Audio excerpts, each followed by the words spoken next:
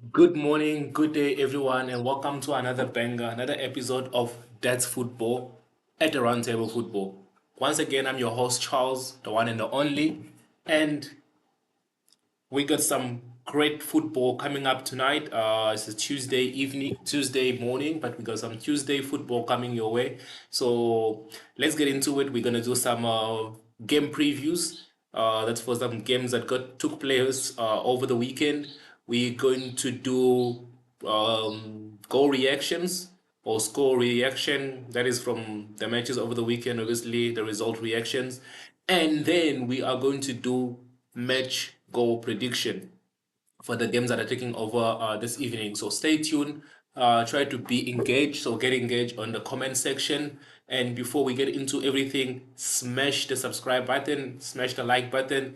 In that way, this content gets going to everybody, and YouTube can show it to more people. Yes, we're still on our goals to reach at least 500 subscribers. So let's get into it. I can't do it alone. I can do it with only you guys, so help me into it. Once again, it's the Roundtable Football, and that's football. Let's get into it. So we are going to start with some match reactions over this weekend games. There's only two games that I actually want to get into. The first game is the FA Cup fourth round game between Manchester United and Arsenal at the Emirates Stadium. It was a beautiful game. Um, what actually I wanted to say mostly about this game, but I want to know what is your reaction on that game. How do you feel about that game? First of all, the referee controversial treatment of Manchester United. I feel like that treatment was very, very controversial. The referee, was he bribed? I don't know if Medley was bribed. I don't know, but the referee for me was just terrific. In my 30 years of watching soccer, let me put it that way, or since I've started watching soccer, it is the first time that I saw the referee picking a side. I mean, each and every fault went to United. Each and every yellow card went to United. There's no way you can be treating a soccer match, especially with that magnitude that way. And for me, it was just awful. At the end of the game, even Man United had a post on Twitter which says justice, and but I feel like what they were referring to was that at the end of the day we got justice, and everybody else interpreted it differently, and the FA was probably thinking of sanctioning them, but thank God the FA decided to go against any disciplinary action. Another turning point in the game for me was the red card to Diego Dalot.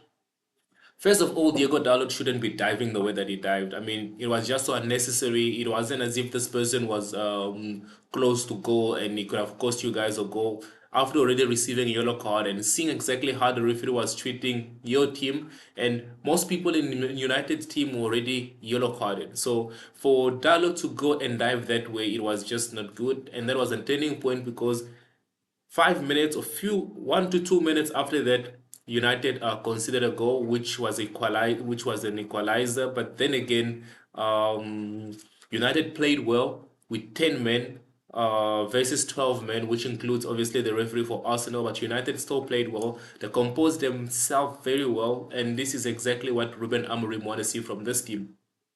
And the other side for Arsenal, for me, Arsenal had the full squad with them. I mean, the only person missing in the team right now, I think, is Bukayo Saka and Califlori. But it was just so not the Arsenal that we all expected to see this season, that they were not able to beat a Manchester United with 10 men and also a team who's not performing very well currently or for the past decade. And Arsenal couldn't just take them out at the Emirates. So for me, Arsenal fans, you can come for me, and but at the end of the day, you can always look at yourself in the mirror and be like, yeah, he's speaking the truth, because you know that your team could have done better and your team did not do better.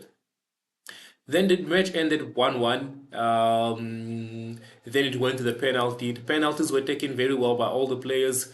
Another so there is a standard performance for me at the penalty, and a performance that also stood out for me, but which is on the negative side. The performance that stood out for me at the penalty was Alta Bayinde of Man United. The goalkeeper just vindicated himself. The last time he played, it was in the League Cup when Manchester. No, it was in the League Cup, yes, um, When Manchester got eliminated in the Carabao Cup against Newcastle, he was just awful and he got a lot of criticism. Apologies for that, guys. But against Arsenal this past weekend, he just showed himself why he is the Turkish international goalkeeper. He proved himself. He was very good. He stood. He was very composed, and he saved one penalty in the penalty shootout. After saving another penalty during the match, when was it Kai Havertz who missed a penalty? No, my apologies. It was Odegaard who missed a penalty in the match, and in the penalty shootout, Kai Havertz missed a penalty. Kai Havertz missed another other lots of opportunities during the match that he could have taken his team through to the fourth round, but he was just not called for it. And so the other worst or the negative standard performance for me during the penalty was Raya. Give me a time. Water. The Arsenal goalkeeper was just awful. You see that he started making movements before the player even took the penalty, or as soon as the player started moving, and he was already showing which direction he was going to dive. So that was the worst performance for me on the penalty shootout. But then again, that's football. That's why we are here. That's football. If you don't take your chances, the team that you're playing against take the chances. At the end of the match was another performance or another act that actually stood out for me was Ruben Amorim, that's the United coach. Soon as Zeski scored we all know the Zeski story. I'm not going to go deep into it. We all know the Zeski story, how he was taken out of the League Cup against Newcastle in the 30th minute, how the fans booed him and he walked out and came back. And we all thought it's over for him. In the Liverpool match, he came in the second half and did a lot of difference. Then in the FA, in the FA fourth round, he came in, played very well. He should have ended. He should have also scored a goal, but Raya made a good save. But he scored the last penalty, which took Man United through. So we all know about that, and that's not nothing to go deep into. But it was Ruben Amorim's action after the match. Soon as Zeski scored the goal and he was celebrating, Ruben Amorim walked up to Mikel Arteta, shook his hand as they normally do. I mean, it is his camaraderie. And then he walked out all the way down to the tunnel. Now everybody's like, where did he go to? Did he maybe rush to the toilet or whatever? For me at that moment, I feel what Ruben Amorim did was, when this team performed bad, we all have to stand there and suffer together because we are a team and we have to show the fans that we have to apologize to the fans for not performing. But when they've done well, this was the team. I could see, you saw that the team. Sorry, guys. I don't know what is happening.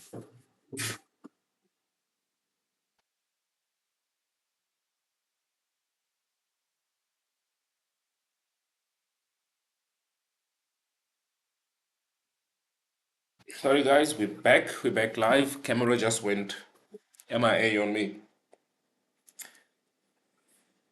Yes, like I was saying, Ruben Amorim, whenever the team hasn't done well, he stays with the team, claps for the away or the home fans, and then they wave their hands in apology or showing them that they are very sorry for not performing very well. But when the team did well, I feel like the reason he walked out or the reason he left the pitch so that the players can take that moment and enjoy it and see exactly how it feels so that the next time they will perform exactly the same way so they can always have that feelings and not that feeling that when they get booed or when they have to apologize for not playing well. And he wanted exactly the player to feel it and not him, because should he have come there, the United fans would have started screaming, Amorim's United, or yeah, I think that's what they're chanting now, Amorim's United, or the Red Army of Amorim. Anyways, that's it for the FA Cup match. Let's go to the Super Cup or the Spanish Super Cup, whatever it's called. First question I want to ask, and I'll put this in the comment section as this video goes up. Why is it being played in Saudi Arabia? But anyway, maybe that's for some PR reasons, and only Real Madrid fans and Barcelona fans can let me know about that. But anyways, this was some good football from Barcelona.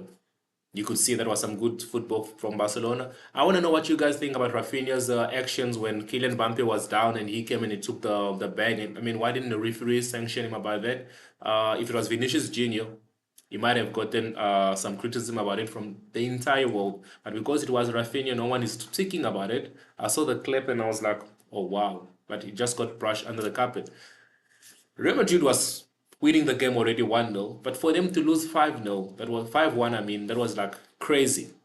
But that's football, like I keep saying. And the reason could be that Pampe has really messed up the whole system. That is just my opinion, personal opinion for your information. That is my personal opinion. I feel like Pampe has messed up the whole Madrid system because they're playing very good without him. They won the Champions League. He comes in and they can hardly win a match. I'm speaking about a simple match, not forget them playing Barcelona, forget them playing Atletico Madrid or them playing Liverpool. They can hardly win a match. They struggle to win a match with Pampe in the squad, and I feel like it's just awful. But that's football.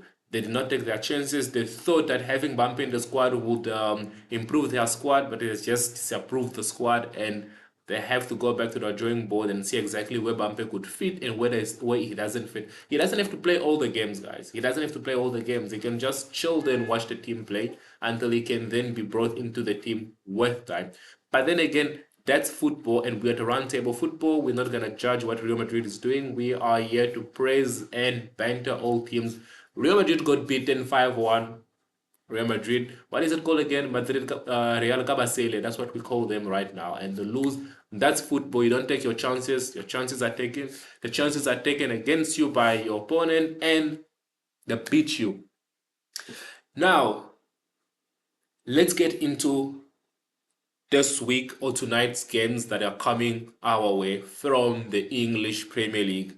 We're going to do a match preview of each match and also a goal prediction. So let's get into it. So tonight, it's game week 21. Am I correct? Yes, it's match week 21 in the English Premier League. So coming up first, we got Brentford against Man City. Man City are up for redemption, while Brentford is also up for redemption after being kicked out of the FA Cup by, is it Plymouth, I think. They got beaten out by Plymouth. I mean, a League One or League Two team beat them out.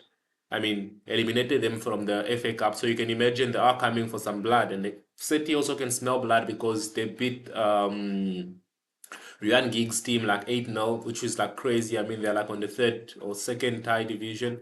So it does make sense. Oh, sorry for that. So my goal prediction for this game, it could go 2-2 or 3-1 to Manchester City. Brentford are good, but I don't think they can contend with this team. Then we have Chelsea playing against Bournemouth. Chelsea, they're in good form. Bournemouth also in a good form. My prediction for this game is 2-3 or 2-2. But I'm more leaning into the side of 2-3 of Chelsea winning the game. They are playing at the Stamford Bridge, so kudos to them. Then we got West Ham who's playing against Fulham. We all know that West Ham sacked their manager last week. And do they have a new manager already? I can't recall if they do have a new manager, but if anyone know if West Ham have a new manager, please let us know in the comment section. And yeah, so that we're all aware of it. So West Ham is playing against Fulham. My prediction for this game is West Ham has to prove that the reason why they were doing bad was because of Lopetegui and not because of the players. Same with what United is doing currently. So my prediction for this game, seeing that they're playing at home, is 2-1. Let me know what is your goal prediction. Then we got Nottingham Forest playing against Liverpool. This is a must-watch game, and I am watching this game with 4 eyes tonight. Remember, Nottingham Forest is the only team that have beaten Liverpool, and I never got to watch that game, but now I want to watch this game. I want to see exactly how it's going to be. They are playing at the Forest ground. The last time they beat Liverpool was at Anfield, so it's going to be one to watch out tonight. So watch out this game tonight, and we can do some match reactions during halftime of that game, depending on the game is going. Then tomorrow, Wednesday, let's do this so that the next day we just go and do that our English corner. So the next episode will be on the English corner that we're going to discuss the result of the matches. So then on Wednesday, we'll have Everton playing against Aston Villa. My prediction for this game is Aston Villa to win. And I know that's not football because Aston Villa is playing away from home. But Aston Villa should win this game. Clean one, 3-1. Everton got the new coach though. David Moyes is back at Everton for another tenure. and all the best to him and the Evertonians. But in this game against Aston Villa, I feel like Everton will have to dig deep before they can beat Aston Villa. But Aston Villa is already up there. So you could either go a 2-1 or 2-2. I'm leaning more again in a 2-1 of Aston Villa winning, but let me know what is your goal prediction in the comment section. Leicester City is playing against Crystal Palace. Leicester City with Ruud van Nistelrooy, they haven't been good. I mean, you can see that it's not the coach, it's actually the players. So, yeah, sometimes it's not the coach that is the problem, is the players. So, they're playing against Crystal Palace. Crystal Palace. Leicester City has also went to the fifth round where they'll be playing against Manchester United. Big up to them. My prediction for this game, I mean, Crystal Palace, I mean to say Leicester City will have to prove themselves worthy of something, and they have to win this game, seeing that they're playing at the King Power Stadium. They're playing at home. So my prediction for this game is 2-1 to Leicester City. Then we have Newcastle playing against Wolves. This is our first 10 game, I mean our first 9 game. My prediction is come on, Newcastle have to win this game 2-0.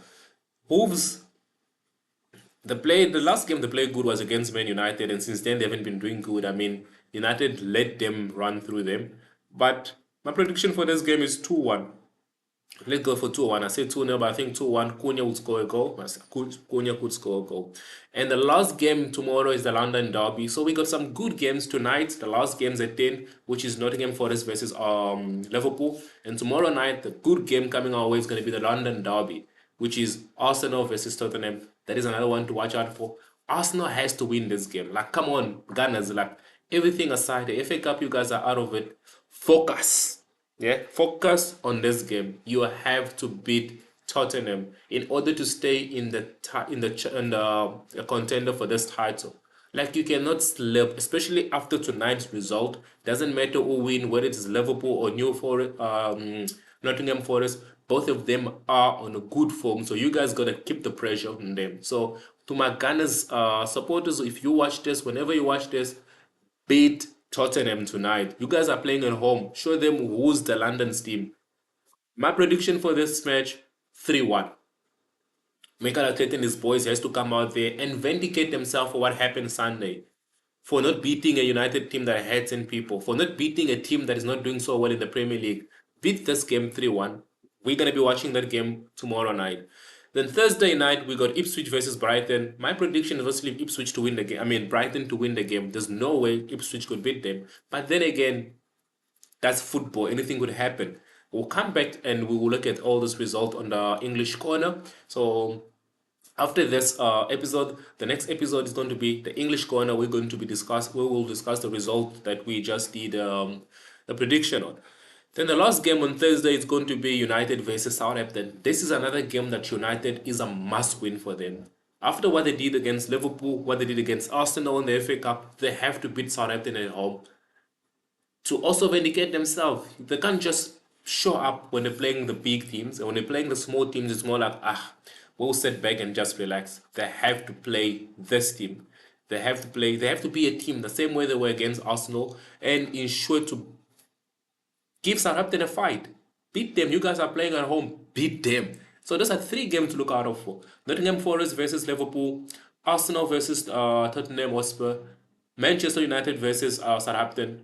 Nice game to watch after. I know it's going to be late, but in some country, some part of the world, it will be early in the mornings or early in the afternoon. So wherever you are, whenever you watch this video, let us know what is your goal prediction. And once again, this is Roundtable Football. And before I go, guys, this t-shirt that I'm wearing here, this nice t-shirt that I'm wearing here, it's from my friend's brand called Triple X Black. If you want your t-shirt, you can get your own personalized t-shirt. Just go to Instagram and search for Triple X Black, or contact me in the comment section, or send me an email and I'll put you to the right guy with good prices for this t-shirt. And it doesn't matter where you are in the world, we can actually ship it for you. So check out for Triple X Black. Thank you everybody for watching me. Whenever you watch me, thank you for watching this video. Don't forget to share, subscribe, and hit the notification button. It has been Charlie at the Round Table Football with That's Football. Stay blessed.